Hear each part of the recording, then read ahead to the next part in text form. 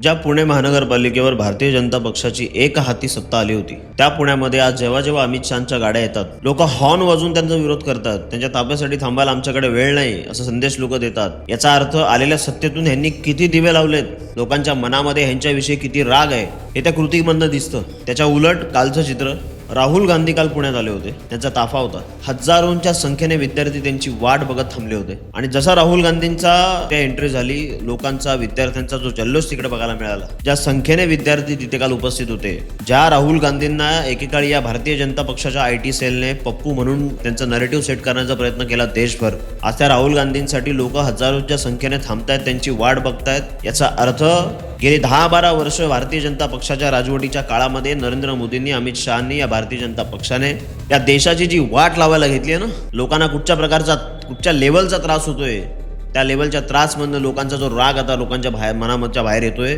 आणि जो प्रतिसाद आज राहुल गांधींना मिळतोय, हे नरेंद्र मोदींचं अपयश आहे. हे त्यांनी लक्षात घेतलं पाहिजे. सरकारी जमिनी, वन खात्याच्या जमिनी सगळं त्या अदानीच्या घशात घालायला घेतले. अदानी म्हणेल ती जागा त्याला द्यायला घेतलेली आहे. संपूर्ण देशभर जी जागा अदानीला आवडेल ती जागा त्याच्या नावावर होते, त्याला दिली जाते. हे मुंबईचं एअरपोर्ट अदानीला चालवायला दिले. नवी मुंबई एअरपोर्ट अदानीला चालवायला दिले. मुंबईच्या एअरपोर्टचं नाव आहे Chhatrapati Shivaji Maharaj international airport, domestic airport. आता मागे गेलो होतो एअरपोर्टला, एक फ्लेक्स लावलेला होता. त्या फ्लेक्सवरती अदानीचं नाव मोठ्या फॉन्टमध्ये होतं. छत्रपती शिवाजी महाराज इंटरनॅशनल एअरपोर्ट असं एकदम बारीक अक्षरात लिहिलेलं होतं. आधी अदानीचं नाव, नंतर महाराजांचं नाव, त्यात महाराजांचं नाव अत्यंत बारीक अक्षरात लांबून दिसणारही नाही अशा पद्धतीमध्ये. याच्या मागणं तुम्हाला नक्की काय संदेश द्यायचा आहे, ह्याचा अर्थ काय होतो? एक, तर अदानीला महाराजांच्या नावाचे एलर्जी, तो स्वतःला महाराजांपेक्षा मोठा समजतोय, एअरपोर्टचा स्वतःला मालक समजतोय, जो चालक आहे ऑलरेडी. पण त्याला विकण्यासाठी, अख्ख्या त्याला देण्यासाठी कुठेही जागा दिली. जेव्हा या अदानीला जेव्हा हे एअरपोर्ट दिलं गेलं, बाहेर एअरपोर्टच्या बाहेर जे छत्रपती शिवाजी महाराज इंटरनॅशनल एअरपोर्ट लिहिलं होतं ते काढून अदानी एअरपोर्ट लिहिलं गेलं होतं. आणि मग शिवसैनिकांना ज्या वेळेला त्या गोष्ट समजली, ती गोष्ट, ते गेले आणि ते सगळं तोडफोड केली तिथे आणि परत ते छत्रपती शिवाजी महाराज इंटरनॅशनल एअरपोर्ट लिहायला भाग पडलं. म्हणजे ह्या लेवलला हे हरामखोरी करतायत. तो अदानी माजला येतो, त्या अदानीला हे लोक देत आहेत. कोण समजतो स्वतःला? या महाराष्ट्राची ओळख छत्रपती शिवाजी महाराजांची ओळख आहे. ती ओळख पुसण्याचा प्रयत्न अदानीला मी सांगतोय करू नकोस, भारी पडेल खूप. या महाराष्ट्रामध्ये एकही उद्योगधंदा अदानीचा चालू देणार नाही आम्ही, जर आमचं डोकं फिरलं मराठी माणसाच्या वाकड्या शिरण्याचा प्रयत्न करू नकोस. लोकांच्या मनामध्ये प्रचंड राग निर्माण झालेला आहे मोदींच्या विरोधामध्ये. हे मोदींनी लक्षात घ्यावं. जे देशाला बर्बाद करायला घेतलं ना ह्यांनी, ते सगळं लोकांच्या लक्षात आलेलं आहे. तो राग लोकांच्या मनामध्ये आहे, तो उफाळून येतोय आता. आणि याचा फायदा आता काँग्रेसला होणार, राहुल गांधींना होणार. पण ह्यांना सत्तेवरनं उतरवणं आज गरजेचं आहे. ह्यांनी देशाची वाट लावायला घेतली आहे, महागाई वाढवायला घेतली आहे. म्हणजे हे नरेंद्र मोदी एकेकाळी काँग्रेसवरती आरोप करायचे की पेट्रोलचे भाव वाढले, हे भाव वाढले, ते भाव वाढले, आणि मग हे केंद्र सरकारचं अपयश आहे, सरकार त्यांना सांभाळता येत नाहीये. आज नरेंद्र मोदींच्या राज्यातही काळातही तेच होतंय. याचा अर्थ नरेंद्र मोदींनाही सत्ता सांभाळता येत नाहीये, सरकार चालवता येत नाहीये. हे नरेंद्र मोदींचंही अपयशच आहे. मग वा बाजूला 2014ला खूप मोठ्या अपेक्षेने लोकांनी नरेंद्र मोदींना मतदान केलं होतं. लोक भारतीय जनता पक्षाला नाही, मोदी को मतदान करणं आहे, मोदींना मतदान करायचं आहे म्हणून मतदान केंद्रावरती लोक रांगाच्या रांगा लावून उन्हातानाचे उभे होते.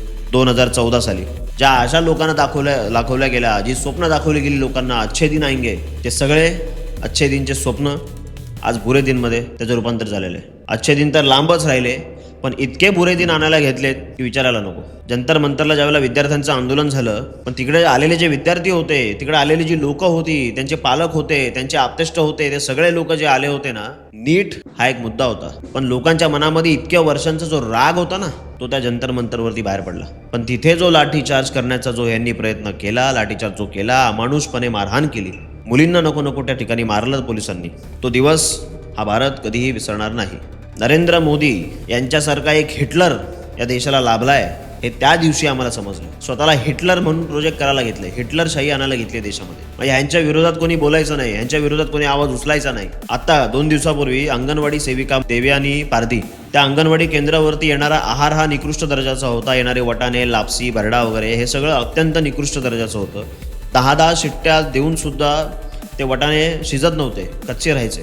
त्याच्यामुळे मुलांच्या तब्येतीवरती, त्यांच्या आरोग्यावरती त्याचा परिणाम होत होता. वारंवार तक्रार करून, वारंवार सगळं सांगून सुद्धा त्याची दखल घेतली गेली नाही. आणि म्हणून त्याच्या विरोधात ते सगळं सांगण्यासाठी, त्याची पोलखोल करण्यासाठी त्या सेविकेने व्हिडिओ बनवला, रील बनवली, तो व्हायरल झाला. आणि तो व्हिडिओ बनवला म्हणून त्यांच्या वरिष्ठ अधिकाऱ्यांनी त्यांना कायमस्वरूपी त्या अंगणवाडी सेविका पदावरनं हटवलं होतं. का? सरकारची प्रतिमा मलिन केली म्हणून. वा रे वा, सरकारची प्रतिमा मलिन केली म्हणून. मुलांना निकृष्ट दर्जाचा आहार येत होता तेव्हा सरकारची प्रतिमा मलिन होत नाही का?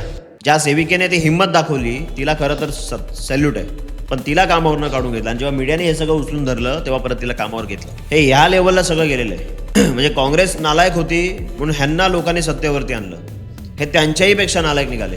मग काय उपयोग झाला? हे सगळे खोटारडे आहेत, सगळे एका माळेचे मणी आहेत. मी काही काँग्रेसला समर्थन करतोय अशातला भाग नाही. काँग्रेसही तशीच होती. आज त्याच काँग्रेसमधल्या अनेक लोक आज भारतीय जनता पक्षामध्ये आहेत. आजही तेच लोक राज्य करतात आपल्यावरती. हा यांचा थोतांडपणा आज लोकांसमोर आलेला आहे. तो जास्त काळ आता टिकणार नाही आहे. तुमचं बस्तान बांधायला घ्या. येणारा काळ सत्ता बदलाचा असणार आहे, सत्ता बदल होणार आहे. हे नरेंद्र मोदींनी, भारतीय जनता पक्षाने लक्षात घ्या. आणि जे आज भारतीय जनता पक्षामधले जे टिवटिव करणारे जे अंधभक्त आहेत ना, त्यांनी सुद्धा एक गोष्ट लक्षात घ्या की तुमच्या वरिष्ठ लोकांनी जे काही आज करून ठेवलं या देशामध्ये ना, जो बर्बाद करायला घेतला देशामध्ये, डोळे उघडा. ते एक वाक्य होतं ना ABP माझावाल्यांचं, स्टार माझावाल्यांचं, उघडा डोळे बघा नीट. तर त्या अंधभक्तांना मी सांगतोय, उघडा डोळे आणि बघा नीट. तुम्हाला समजेल या देशाची काय वाट लावायला घेतली आहे या लोकांनी. नुसतं धर्माच्या नावाखाली अंधभक्त होऊ नका. ज्या धर्माच्या नावाखाली हे मतदान लोकांकडनं मतदान मागितलं, ह्याने निवडून आले ना, गोमातेचं रक्षण करू, गोमातेचं रक्षण करू. काय झालं त्याचं? का नाही गोहत्या बंद झाल्या या देशामध्ये? अजूनही गोहत्या का होत आहेत? आजही त्या आपल्या गोरक्षकांना त्यांना काम करावं लागतं रस्त्यावरती. पुढच्या ट्रकमध्ये जर गोमाता जर नेल्या जात असतील, ते लोक त्यांचं काम बजावत आहेत, ते त्यांना अडवणूक करतात त्याची. आणि सरकार हिंदुत्ववादी आहे ना तुमचं. का नाही थांबल्या मग गोहत्या देशामध्ये? का चालू आहे राजरोसपणे गोहत्या या देशात? बीफ एक्सपोर्ट करणाऱ्या कंपन्यांकडनं नरेंद्र मोदी डोनेशन कसं काय घेऊ शकतात भारतीय जनता पक्षासाठी? हिंदुत्व आहे ना तुमचं. हिंदू धर्मामध्ये जीव हत्या पाप आहे ना. मग बीफ एक्सपोर्ट करणाऱ्या कंपन्यांकडनं तुम्ही डोनेशन कसं काय घेऊ शकतात? काय झालं हिंदुत्वाचं? मग राम मंदिर बनवलं, त्या राम मंदिरामध्ये चोऱ्या झाल्या, त्याच्यावरती का बोलत नाही भारतीय जनता पक्षावाले? देवाच्या ठिकाणी चोऱ्या करता तुम्ही, देवाच्या घरामध्ये, रामाच्या घरामध्ये. लाजा नाही वाटत तुम्हाला? लोकांनी श्रद्धेने विश्वासाने दिलेला पैसा दान ते त्या मंदिराच्या वाढीसाठी होतं, धर्माच्या वाढीसाठी लोक दान करतात, चांगल्या कामासाठी दान करतात. त्याचा उपयोग गोरगरिबांसाठी करा, मंदिर वाढवा, धर्म वाढवा, धर्माचं कार्य करा. पण तो पैसा चोरला जातोय. त्याच्यावरती आज नरेंद्र मोदीही काय बोलत नाही आहेत, अमित शहाही काय बोलत नाही, भारतीय जनता पक्षाची लोकही काय बोलत नाही आहेत. मोठा गाजावाजा केला ना तुम्ही. मग आता ह्याच्यावरती पण बोला. त्याच्यावरती काय बोलणार नाही. जे ट्रस्टी होते त्यांना क्लीन चिट भेटली. हा असा सगळा ह्यांचा कारभार आहे. राज्यभर देशभर रस्त्यांची काय अवस्था झाली. एकही क्षेत्र असं ठेवलं नाही जिथे नीट परफेक्टपणे काम केलं जातंय. सगळीकडे बसबसपुरी. सगळ्या रस्त्यांना खड्डे पडलेले देशभर. पावसाचे दिवस आहेत, लोक पडत आहेत, अपघात होत आहेत, ॲक्सिडेंट होत आहेत, तरी आमचं सरकार काय नाही. पावसाळ्यात काय म्हणतात? आता पावसाळ्यात रस्ता रिपेअर करता येणार नाही, पावसाळ्याच्या नंतर बघू. आधी काय तुम्ही झक मारत होते पावसाळा येण्याच्या आधी? 2024 पर्यंत या भारताचे रस्ते इन्फ्रास्ट्रक्चर एकदम चांगलं होईल असं म्हणणारे नितीन गडकरी कुठे गेले आता? ग्राउंड लेवलचे नगरसेवक असतील, आमदार असतील, मंत्री असतील, खासदार असतील, सगळे असतील. लाजा नाही वाटत का रे तुम्हाला? आज लोकांना काय त्रास होतो रस्त्यांवरती? अपघात होत आहेत, लोकांचे ॲक्सिडेंट होत आहेत, सगळे लोक जखमी होत आहेत, कोणी मृत्युमुखी पडतंय. या सगळ्या वातावरणामध्ये लाज नाही वाटत तुम्हाला? किती पैसा खाणार खाऊन खाऊन? आणि कुठे घेऊन जाणार तो पैसा? वर घेऊन जायचा पैसा तुम्हाला? भ्रष्टाचार का होतोय देशामध्ये? भ्रष्टाचार करण्यापेक्षा लोकांची कामं करा, लोक तुम्हाला आशीर्वाद देतील, डोक्यावर उचलून घेतील. पण भ्रष्टाचार केल्या तर लोक शिव्या श्रापच देणार तुम्हाला, हे तुम्ही लक्षात ठेवा. भेटूया पुढच्या व्हिडिओमध्ये. तोपर्यंत जय हिंद, जय महाराष्ट्र, जय शिवराय.